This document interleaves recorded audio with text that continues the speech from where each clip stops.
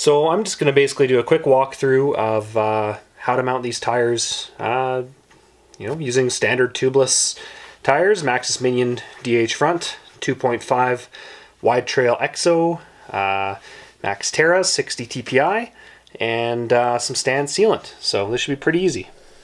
So I will start by working the tire around the rim, which is pretty simple, nothing too special, nothing too fancy. Let's get it nice and rounded. So that's our front rail. Just make sure that you're mounting it so that the rotor side is on your left and the tire side has the dimples forward for rolling resistance. Straightforward.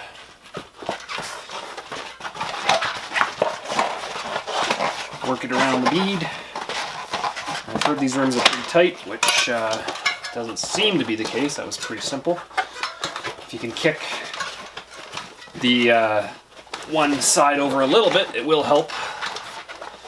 To make sure that the key is to get the one side on the other side of the valve stem.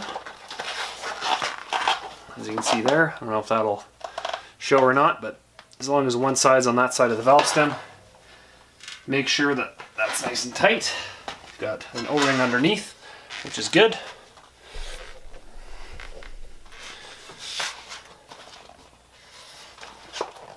And then we'll put in some tubeless sealant, which is brought to you by these guys.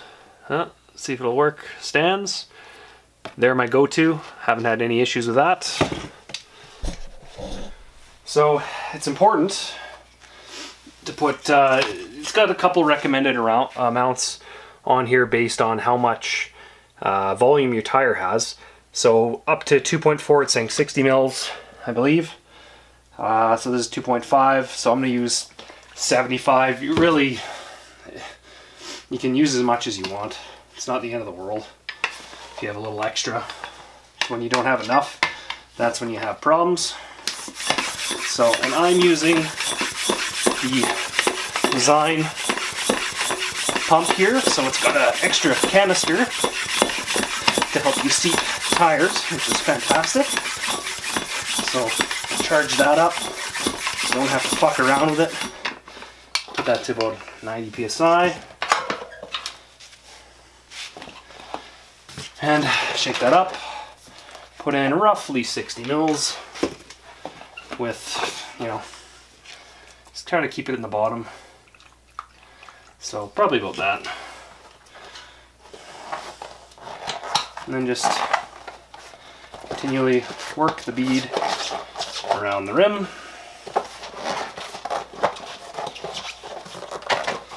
It's okay if you spill a little sealant. Like I said, if you put a little extra in, you're not going to have that problem.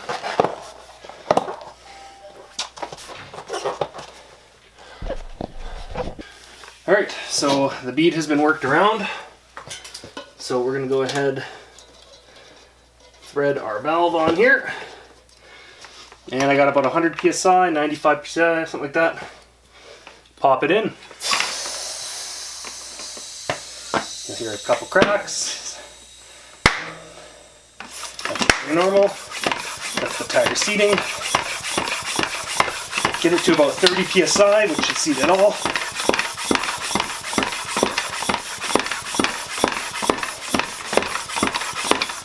There we go. Once you have that in there, keep that air. What you want to do, spin it around, move that sealant around. Looks good. So continuing the process on the other wheel, I mounted that up, put in sealant, make sure both sides of the tire bead are around the valve stem, which they are.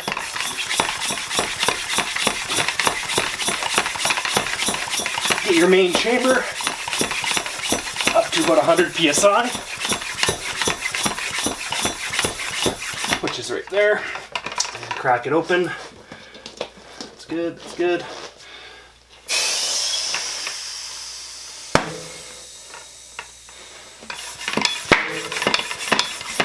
Look at that crack. There it is.